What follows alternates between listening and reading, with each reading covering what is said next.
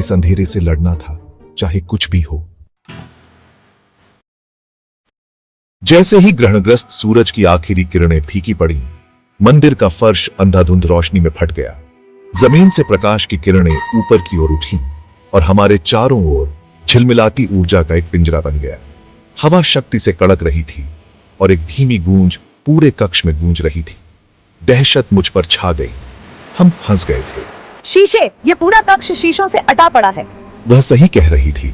दीवारें एक अलौकिक रोशनी से झिलमिला रही थीं और धड़क रही थीं। ये शीशे कोई साधारण कांच नहीं थे। ये काले और अथाह थे, जो हमारी अपनी छवियों से कहीं अधिक भयावह कुछ दर्शाते थे। रोशनी तेज होती गई और धुएं के तंबू की तरह हमारे चारों ओर लिपट गई। हर किरण अपनी जिंदगी से धड़क रही थी। डर ने अपनी पकड़ मजबूत कर ली, ठंडी और घुटन भरी। यह कोई साधारण जाल नहीं था, यह जादू था, प्राचीन और शक्तिशाली। रोशनी प्रिया के चारों ओर घूमती रही, उसे अपनी गहराई में खींचती रही। जब यह साफ हुई तो वह अकेली खड़ी थी। मंदिर के ठंडे पत्थर गायब हो चुके थे। उनकी जगह एक जाना पहचाना दृश्य सामने आया। पवित्र बाग जो डूबते सूरज की गर्म रोशनी से नहाया हुआ था। लेकिन कुछ गड़बड़ थी। हवा गुस्से और डर से कड़क रही थी। उसने खुद को देखा, छोटी पवित्र ग्रहण अनुष्ठान कर रही थी, लेकिन मंत्र लड़खड़ा रहे थे। लय टूट गया था। ऊपर का आकाश आकाशीय सद्भाव से चमकने के बजाय, तुमने हमें विफल कर दिया है, तुम हमारे ऊपर अंधेरा लाए हो, प्रिया चिल्लाई। लेकिन उसकी आवाज उसके गले में ही दम तोड़ गई। वह एक याद में फंस गई थी। अपनी सबसे बड़ी विफलता को दोबारा जीने के लिए मजबूर हो गई थी। मीरा ने हाँफते हुए कहा कि जैसे ही रोशनी ने उसे घेर लिया, उसे एक अजीब सी अनुभूति हुई, जैसे वह किसी दूसरी दुनिया में प्रवेश कर रही हो।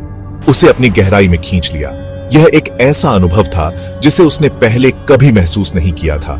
इसने उसे एक विशाल पुस्तकालय में जमा कर दिया। यह पुस्तकालय किसी प्राचीन युग का प्रतीत होता था। बुक शेल्फ ऊंचे थे, अंतहीन दूरी तक फैले हुए थे। यह दृश्य किसी सपने जैसा था। वृद्ध चर्मपत्र और धूल की गंध हवा में फैल गई, जो उसे एक पुरानी याद दिला रही थी। घुटन भरी परिचित, फिर भी भयानक रूप से विदेशी। यह जगह उसे जानी पहचानी लग रही थी, फिर भी अजनबी। दहशत ने उसे अपनी चपेट में ले लिया। पुस्तकालय उसके अभयारण्य थे, उसके जीवन का काम। लेकिन अब यह जगह उसे डरावनी लग रही थी। लेकिन यह अलग था। यह पुस्तकालय उसके लिए एक पहेली बन गया था। उसके दिल में एक ठंडी सी दहशत फैल गई। वह बिल्कुल अकेली थी। यह अकेलापन उसे और भी भयभीत कर रहा था। वह अंतहीन गलियारों में भटकती रही, जैसे कोई खोया हुआ यात्री। प्रत्येक शेल्फ उन पुस्तकों से लदा हुआ था जिन्हें उसने केवल पढ़ने का सपना देखा था। यह उसके लिए एक खजाना था। लेकिन हर बार जब वह एक के लिए पहुंचती तो वह धूल में मिल जाती। यह निराशाजनक था तो वह धूल में मिल जाती। यह जैसे समय ने उसे धोखा दिया हो। समय स्थिर सा प्रतीत होता था। यह जैसे किसी जादुई दुनिया में फंस गई हो। निराशा ने अपनी बर्फीली पकड़ मजबूत कर ली। यह निराशा उसे अंदर से तोड़ रही थी। वह ज्ञान के सागर में खोई हुई थी। हमेशा खोजती रहती थी, कभी नहीं पाती थी। यह खोज अंतहीन थी। हमेशा खोजती रहती थी, कभी नहीं पाती थी। यह उसकी नियति बन गई थी। मुझे अपनी चपेट में लेने वाली रोशनी अलग थी। यह ठंडा, तेज था। यह रोशनी मेरे भीतर के अंधेरे को उजागर कर रही थी, जैसे कि यह मेरे सबसे गहरे रहस्यों को जानती हो। इसने मुझे काट दिया, मेरे गहरे डर को उजागर किया। मेरे भीतर की हर कमजोरी, हर असुरक्षा, सब कुछ सामने आ गया। मैं एक परिचित युद्ध के मैदान पर खड़ा था। हवा खून और मौत की दुर्गंध से भरी हुई थी। हर तरफ सिर्फ विनाश और तबाही थी। गिरे हुए साथियों की चीखें मेरे कानों में गूंज रही थीं। उनकी पीड़ा और दर्द मेरे दिल को चीर रहे थे। मैं वहां खड़ा था, समय के साथ जमे हुए। मेरी तलवार मेरे हाथ में भारी थी। ऐसा लग रहा था जैसे मैं किसी बुरे सपने में फंस गया हूं। मेरी निगाहें एक गिरे हुए सिपाही पर टिकी हुई थीं। उसका चेहरा दर्द से विकृत हो गया था। उसकी आंखों में दर्द और निराशा साफ झलक रही थी। यह विक्रम था, मेरा सबसे करीबी दोस्त। उसकी मौत ने मेरे दिल को चीर कर रख दिया। मैं एक पल के लिए हिचकिचाया था और उस पल ने उसकी जान ले ली। मेरी हिचकिचाहट ने उसे मौत के मुंह में धकेल दिया। अपराध बोध जो गहरे दबे हुए थे उठे और मेरा गला घोंट दिया। यह अपराध बोध मेरे दिल और दिमाग को जकड़ रहा था। मैं कोई हीरो नहीं था। मैं एक टूटा हुआ इंसान था जो अपने हीरो बनने के सपने को चकनाचूर होते देख रहा था। मैं एक कायर था जो अपने ही लोगों की रक्षा करने में विफल रहा था। मेरी असफलता ने मुझे अंदर से खोखला कर दिया। मेरी विफलता के भार ने मुझे कुचल दिया, मुझे सांस लेने के लिए कांपते हुए छोड़ दिया। यह बोझ इतना भारी था कि मैं खुद को संभाल नहीं पा रहा था। उसके शब्द एक जीवन रेखा थे। प्रिया ने उनसे चिपके हुए उसकी उपस्थिति से ताकत हासिल की। आपको अपनी असफलताओं से परिभाषित नहीं किया जाता है प्रिया।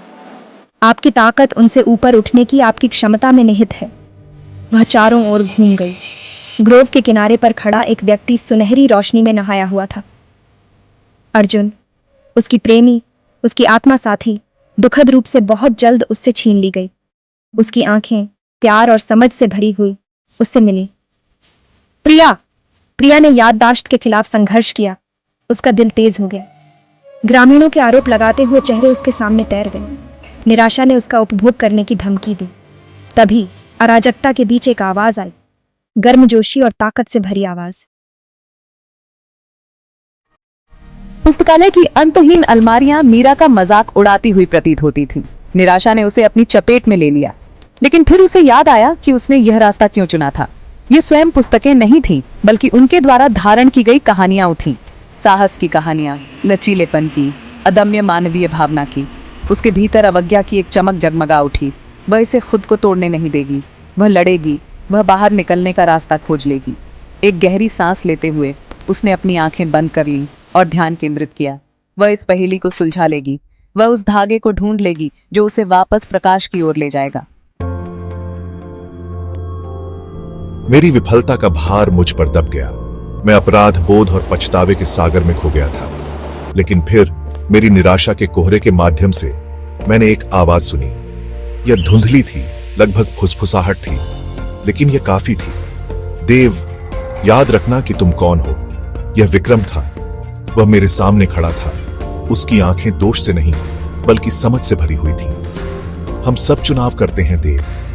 यह वही है जो हम उसके बाद करते हैं जो हमें परिभाषित करता है।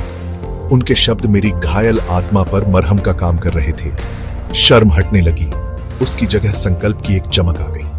विक्रम सही कह रहा था। मैं अतीत को नहीं बदल सकता था, लेकिन मैं वर्तमान के लिए लड़कर उसकी स्मृति का सम्मान कर सकता था। एक गहरी सांस लेते हुए मैं सीधा हो गया।